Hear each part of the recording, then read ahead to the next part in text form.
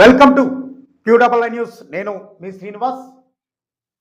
అనకాపల్లి జిల్లాలో జరిగినటువంటి ఘటనపై ఆంధ్రప్రదేశ్ ముఖ్యమంత్రి నారా చంద్రబాబు నాయుడు గారు విచారణకు ఆదేశించారు. ఈ సందర్భంగా ఆయన మీడియాతో మాట్లాడుతున్నారు. ఆ వివరాలు పూర్తిగా మీ ముందు ఉంచే ప్రయత్నం QNN చేస్తుంది. ఇలాంటి లేటెస్ట్ న్యూస్ అప్డేట్ మీ మొబైల్లో వెంటనే మీరు పొందాలనుకుంటే తప్పనిసరిగా మన QNN న్యూస్ ఛానల్ని తప్పనిసరిగా సబ్స్క్రైబ్ చేయండి. విశాఖపట్నం 93 మంది పిల్లలు.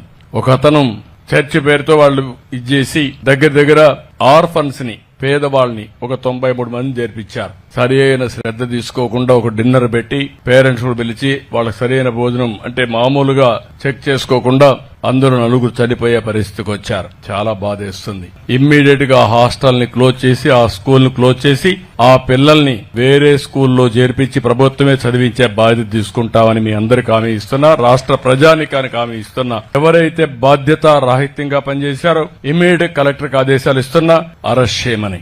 ముందు అరెస్ట్ చేసి జైల్లో పెడితే రేపు ఇంకొకటి ఏదైనా చేయాలంటే 2 సార్లు ఆలోచిస్తారు. నెగ్లిజెన్స్ కూడా చాలా బాధ.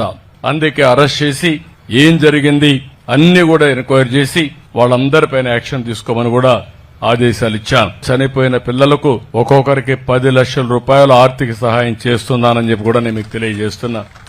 ఈ ప్రభుత్వం బాధ్యత తీసుకుంటాం.